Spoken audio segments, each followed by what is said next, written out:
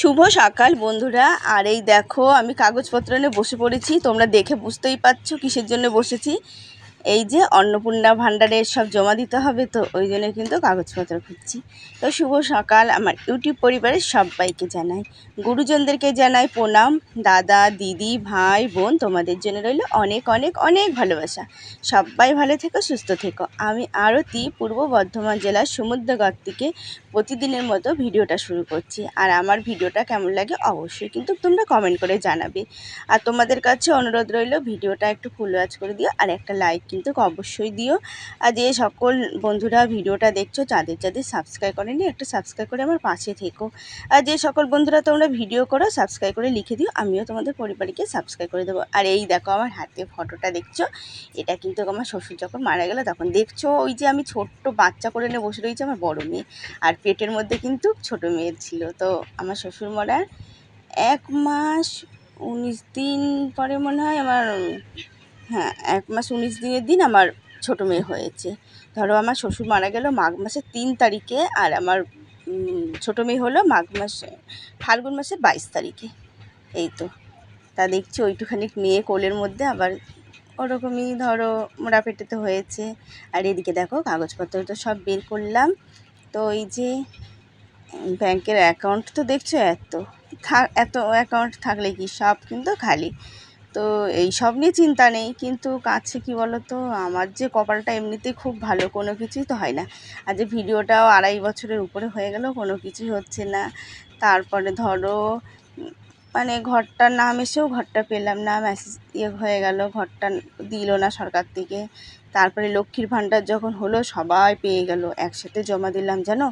আমি টাকা পাই না কয় মাস পরে সেই টাকা ঘোরাঘুরি করে কত যে বিডিও অফিসে গিয়েছি। তারপরে আমার দেওররা একটু পাঠাতে করতো, ওরা সেই যোগাযোগ করে সেই যে বর্ধমানে সেই বড় অফিস আছে, সেই মানে ডিএম নাকি তা সেখান থেকে আটকে গেছিলো জানো। ওইখান থেকে আবার ঠিক করে তারপরে কিন্তু সব টাকাই পেয়েছিলাম। কিন্তু আমি 6 মাস মানে একবারে 3,000 টাকা না 2,500 টাকা ঢুকেছিল, 5-6 মাস পরে পেয়েছিলাম শীতের দিকে। তো এই জন্যই ভয় আছি কী হবে ভগবান জানে, যে কয়দিন না পাবো। আর সবাই তো বলছে যা কথাবার্তা শুনছি কি করবে, দেবে কি দেবে না কি জানি, ভগবানই জানে। তবে এই যে টাকাটা পেলে কিন্তু খুবই একটু সাহায্য হয়। আর এদিকে দেখো তো এই যে বাসন কুসন মেজে ধোয়াইছি, ঘর দৌড়ে সব মোছা কোছা হয়ে গেছে, ওই সব গুছিয়ে তারপরে করলাম। ওইদিকে কাগজ গুছাতে আজকে অনেক টাইম লেগে গেছে, কোথায় কি পাই না। তো ওইটার থেকে অনেক কাগজপত্র খুঁজে বের করলাম। নিচে খাটের নিচে বাস্ক ছিল, তার থেকে মেয়ের জন্ম সার্টিফিকেটগুলো বের করলাম 2 মেয়ের। তারপরে ধরো বাড়ির ট্যাক্সের রসিদ নিলাম, বাড়ির দলিল লাগবে না বলে, মানে ওটা যাদের নামে আছে তাদের লাগবে, আর আমাদের তো শ্বশুরের নামে তো ওটা লাগবে না। তারপরে ধরো আধার কার্ড, পোলিও কার্ড, মেয়েদের স্কুলে ভর্তির কাগজ, তারপরে 4 জনের আধার কার্ড, ব্যাংকের অ্যাকাউন্ট যা ছিল সব নিলাম, গুছিয়ে গেছে রেখে দিয়েছি। আজকে যাবো ভাবলাম, দিয়ে যা বলেছিল যাবে, দিয়ে বলছে আজকে আর যাবো না। আমাদের ছোটো নন্দের জামাই দিকে এসেছিলো, বলছে কটা দিন পরেই যাও, এই মাসের টাকা তো আর ঢুকবে না তোমাদের, সে লক্ষ্মীর ভাণ্ডারই ঢুকবে, কমাস পরেই যাও, কমাস না কটা দিন পরেই যাও। তো তারপরে দেখো মানে 10-15 দিন অপেক্ষা করে যাও, যদি আবার পাল্টে দেয় কি হবে ভগবানই জানে। আর এদিকে দেখো তেল ঢাললাম, তেল ছিল না, এই যে 1 প্যাকেট তেল ছিল। তো এই 1 প্যাকেট তেল, এদিকে কিন্তু তেলটাই 1 প্যাকেট আছে, সব কিন্তু বাড়ন্ত হয়ে গেছে, চালও বাড়ন্ত হয়ে গেছে জানো। তো এই যে সবই টুকটুক করে আবার আনার দরকার এই কদিন, মানে একটা মাসে যে আমার কতটাই হলো। সেদিনকে তোমাদের আমাদের শুধু ভাত আর শাক ভাজা হবে আজকে, আর কিছু না গো। তো ওই যে ধরো ওই যে ভাবলাম কি অন্নপূর্ণা ভাণ্ডারে ফর্ম জমা দিতে যাবো, তো যাওয়া হলো না। যারা যা বললো থাকা, পরেই দেখবো, কয়েকদিন দেখি তারপরে জমা দেবো, সবাই করুক। তাই জন্য দেখো পরে মেয়ে মাংস আনতে গিয়ে আর পেলো না। তো বাচ্চারা অনেক দিন তো মাংস খায় না, ওরা একটু মাংস খাওয়ার জন্য খুব ব্যস্ত হয়ে গেছিলো। দেখি দুপুরে তো আলু মানে শাক ভাজা ভাত করি, রাতে দেখি কী করি, যদি আনতে পারি করলাম, না হলে কিন্তু রাতে ধরো খিচুড়ি করে দিতে পারি। ছোটটা কিন্তু ঘুমিয়ে পড়েছে, পড়তে গেছিলো, পড়ে এসে ঘুমিয়ে পড়েছে। আর বড়টা স্নান করতে গেছে, আর আমি এই যে ভাত বসিয়ে দিয়েছি আর শাকটা ছাড়াচ্ছি, শাকটা ছাড়িয়ে তারপরে আমি একটু স্নান করবো। এদিকে ভাত হয়ে যাবে, পরে ধরো গ্যাসটা মুছে তরকারিটা করবো। তরকারি বলতে কি শাক ভাজাটা করবো।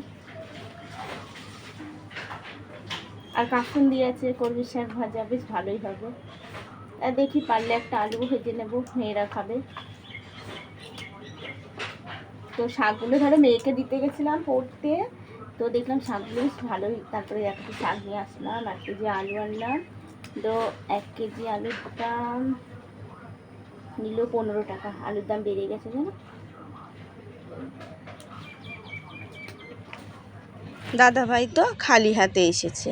তো খালি হাত বলতে কি 1000 টাকা ধরো এই মাস থেকে চেয়ে নিয়ে এসেছিলো। তো ধরো সেদিনকে তোমাদের দাদা ভাই আসলো, তো ওই টাকা খরচা মরচা করে আমাকে 200 টাকা থুয়ে গেল হাতে। একটু চাল আনা হলো 5-6 কেজি, তারপরে এটা ওটা আনা হলো। আর কিছু আনা হয়নি, চাল আনা হয়েছিল আর বাজার টাজার করা হয়েছিল। তারপরে তোমাদের দাদা ভাই আসা দেওয়া ভাড়া, তো ওদিকে হয়ে গেল। তো দেখো কি করে চালায় একটা মাস, মানে অভাবে সংসার এমনিতেই, তার মধ্যে একটা মাস বসে থাকলে যে কতটা মানে সংসারে ক্ষতি হয়ে যায়, সেটা মানে যে সংসার চালায় সেই জানে যে আমার কতটা, মানে এই মাসে যতদিন না মাইনা পাবো ততদিন মানে আমার খুবই তো মাইনা তো আগে ধরো 5-6 তারিখে দিত, এখন সেই 10-12 তারিখ না হলে মাইনা দেবে না। তো আজকে তো মনে হয় 31 তারিখ, না 30 তারিখ, কালকে মনে হয় 31 নাকি, কালকে 1 তারিখ। ধরো আশা তো ছিল 1 তারিখে টাকাটা ঢুকবে, সত্যি মানে খুবই আশা ছিল, কিন্তু তো 1 তারিখে তো পাবো না, কী হবে কী জানি। আর এদিকে দেখো কলমির শাক নিয়ে আসছি আর একটা আলু ভাজা বানিয়ে নিয়েছি। তো এই যে আলুটা ধুতে হবে, আর শাকটা কিন্তু আমি কলের থেকে ভালো করে 4-5 বারের বেশি ধুইছি, দিয়ে এই যে জল শুদ্ধ নিয়ে এসেছি, এখন আমি ছেঁকে নিলাম। তো প্রেশারে ভাত হয়েছে আর কিন্তু গ্যাসটা পরিষ্কার করে নিচ্ছি। আর এই দিকে দেখো কলমির শাক ভাজা আর আলু ভাজা। আর রাতে একটু মেয়েদের মাংস করছে, তো ওই যে আজকে যাবো বলে তো আনা হয়নি, তো ওই যে রাতে একটু মাংস নিয়ে আসবো। আর এদিকে দেখো শাকটা আমি কালো জিরে আর এই যে কাঁচা লঙ্কা ধরো দিয়ে এই যে বসিয়ে দিলাম। আর কলমি শাক তো মানে খুবই সুন্দর ছিল শাকটা, একদম মজে একটুখানি হয়ে গেছিলো জানো। শাকটা কিন্তু খুবই কচি ছিল, কিন্তু শাকের ভালো বলতে নেই গো, তবু যে বললাম। আর সাথে কাসুন্দি আছে, কাসুন্দি কিন্তু মেয়েরা কাসুন্দি খায় না। ওরা খাবে না কেন, ওরা খাবে মুড়ি দিয়ে খাবে, তারপরে ধরো আম দিয়ে খাবে, কিন্তু এই যে শাক দিয়ে উচ্ছে ভাজা দিয়ে যা লাগে না কাসুন্দি খেতে, শাক ভাজা উচ্ছে ভাজা, ওরা ওইগুলো খাওয়া শেখেনি। তো এই যে প্লেটের মধ্যে করে লবণ হলুদ নিয়ে এসেছি, ধরো রান্না করব রাখার জিনিস তো সেটা নেই, ওই জন্য কিন্তু আমি প্লেটের মধ্যে করে নিয়ে আসছি। ধরো নিচেই যে একটা রেখে দেবো, বেশ রান্নার কাছে নিয়ে মশলাপাতি নিয়ে বসবো, যেটা লাগবে সেটা দেবো, সেরকম তো আর আমার রাখার জায়গা নেই যে একটা মিসকেট থাকতো বা রান্নাঘর আলাদা থাকতো, খুবই সুন্দর হতো। আর বন্ধুরা এই দেখো মেয়ে, যে আমি বাসন মাজছিলাম, তো মেয়ে ভিডিও করতে এসছে, বলছে সকালে একবার কড়াই মাজা ভিডিও করা আছে, আর করতে হয় না। তো এই যে মেয়ে আবার দেখাচ্ছে 3টে কাঁঠাল হয়েছে, তো আছে একটা তো খাওয়া হয়েছে, ছোটো মেয়ের বায়না জানো। তো ওই যে ও নাকি আবার বলছে মা 3টে কাঁঠালই তুমি রাখলে, একটা এঁচড় খেলে না, এখনকার এঁচড় খাওয়া যায়। তো দেখি সবজি বিক্রি হয়ে গেছে, আর এদিকে কিন্তু আম দেখলাম, ভাবলাম একটু আম নিই, দাও আম ভালো না একদম, সেই কেমন মজে কেমন হয়ে গেছে আম, তো নিলাম না। তো মাংসর দোকানে গেলাম, দেখি কি দোকানের তো লোক নেই, বটিটা রয়েছে, তো মেয়ে বলছে মানে আনতে গেছে মুরগি। তো আমি আবার ভাবলাম কি তাহলে মুদিখানার দোকান থেকে 200 ছোলার ডাল, 50 জিরের গুঁড়ো আর 250 চিনি এই দোকান থেকে নেবো। তো এই যে এখান থেকে দাঁড়িয়ে রয়েছি, মেয়ে কিন্তু বাইরে দাঁড়িয়ে রয়েছে বলে ভিডিওটা করছি। আর এদিকে কিন্তু ছোটো মেয়ে বাড়িতে সন্ধ্যাবাতি দিচ্ছিলো, আমি সেই সময় এসেছিলাম, বড় মেয়ে আমার সাথে এসেছিলো, ওরা একে আসলো তারপরে এসেছিলাম। তো এই যে দোকানে তো খুবই ভিড় হয়, তো এই দোকানে আসলে কিন্তু একটু দেরি হয়ে যায় বেরোতে।